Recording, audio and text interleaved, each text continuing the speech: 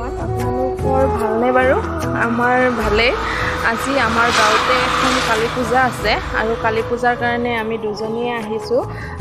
যিসকলে মানে ৰাতিপুৱাতে পাৰ আৰু বুট মগু এইবিলাক দিব বিচাৰে, দিব পাৰে মানে সেয়েহে আমিও আহিলোঁ আৰু আমি পাৰ এযোৰ লৈ আহিছোঁ আৰু বুট মগু এইবিলাক চব দোকানত লৈ ল'ম। আপোনালোকে তেনেহ'লে ভিডিঅ'টো শেষলৈকে চাই থাকিব আৰু পূজাখনৰ বিষয়ে আপোনালোকক দেখুৱাবলৈ চেষ্টা কৰিম। আৰু এয়া হ'ল ৰিংকু আৰু মই আহিছোঁ এতিয়া। পাৰ দি যাওঁ আৰু বুট মগু দি যাওঁ, লগতে ফল মূল অকণমান। এনেদৰে এতিয়া আমি দোকানলৈ যাম আৰু আমাক বুট মগু বা এইখিনি ফল মূল কি ল'ব লগা আছে সেইখিনি লৈ লওঁ, তাৰপিছত আপোনালোকক আকৌ দেখাম।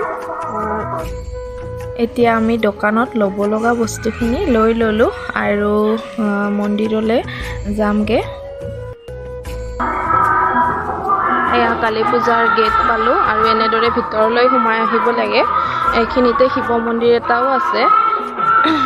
আমি অহা হয় শিৱ মন্দিৰত শিৱ পূজাৰ সময়ত আৰু এনেও কেতিয়াবা অহা। এইটোৱে হ'ল কালী মন্দিৰলৈ সোমাই যোৱা ৰাস্তা আৰু আমি এতিয়া ৰাস্তাৰে গৈ আছোঁ আৰু গৈ পালে দেখাম।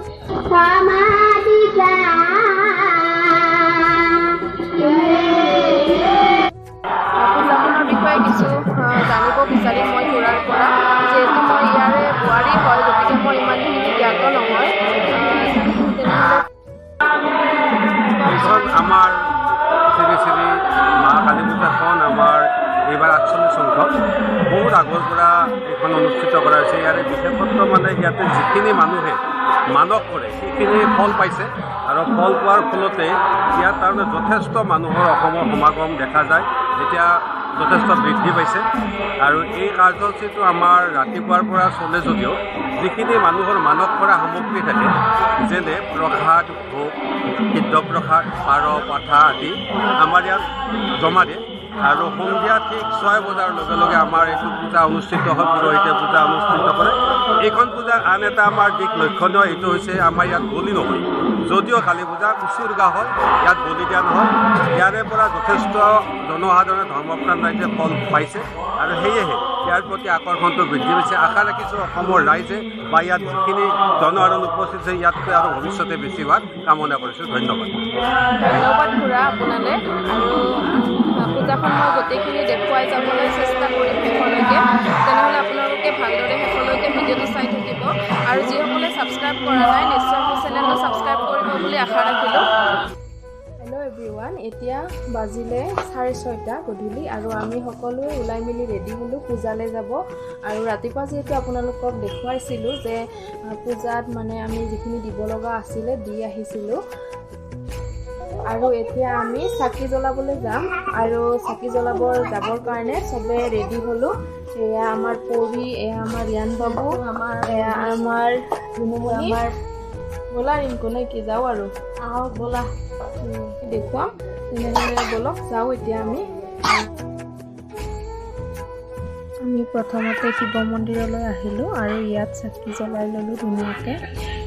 এতিয়া ভিতৰত এয়া আমি কালী মন্দিৰ আহি পালোহি আৰু আহিয়ে দেখিলোঁ চবফালে ভক্তৰ ভিৰ আৰু আমিও চাকি জ্বলাবলৈ ভিতৰলৈকে সোমাই গ'লোঁ আৰু আমি চাকিখিনি ঘৰৰ পৰাই লৈ আহিছিলোঁ। চাকি ধূপ আমি ইয়াত লোৱা নাই, ইয়াত দোকানো ওলাইছে চাকি ধূপ এইবিলাক ধুনীয়াকৈ দোকানো ওলাইছে, কিন্তু আমি দোকানৰ পৰা নাই লোৱা, ইয়াৰ পৰাই মানে ঘৰৰ পৰাই লৈ আহিছিলোঁ। আৰু ওচৰতে চাওকচোন ধুনীয়াকৈ নাগাৰা নাম চলি আছে, মানুহবিলাকে ধুনীয়াকৈ চাই আছে বহি চব ফালৰ পৰা।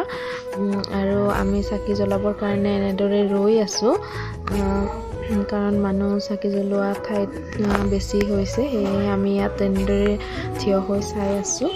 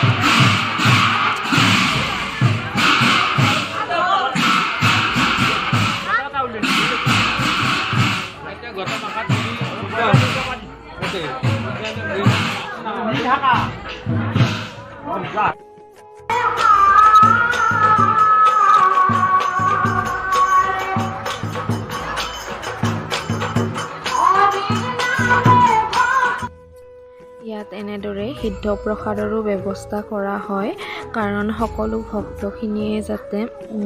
ভক্তখিনিয়ে উপবাসে থাকি ইয়ালৈকে অহা হয়।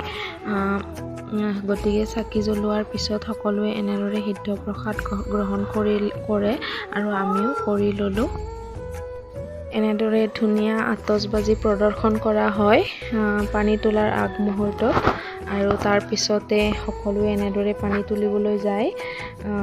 কি ধুনীয়া লাগিছে চাওকচোন, ধুনীয়া আতচবাজিৰে সজাই তুলিছে আকাশখন, আৰু সঁচাকৈ এই পূজাখনৰ ইমান ধুনীয়া এটা পৰিৱেশ চাই আপোনালোকৰো ভাল লাগিব। আহিবচোন কেতিয়াবা আপোনালোকো এই পূজাখনলৈ, নিশ্চয় ভাল লাগিব চাই।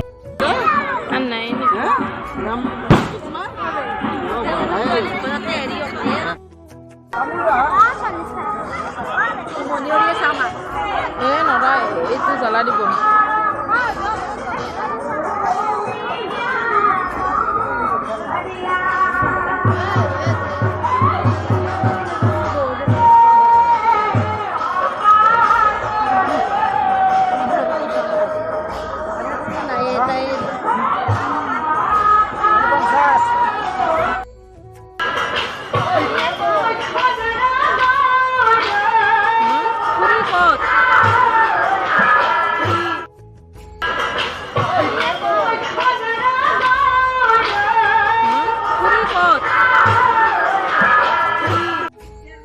পূজাখন এদিনৰ বাবে হ'লেও কিন্তু ধুনীয়াকৈ দোকানবিলাকো ওলাইছে, আৰু দোকানত মানুহৰ ভিৰো দেখা গৈছে, আৰু আমিও এপদ দুপদ সৰু সুৰা কিবা লৈছোঁ।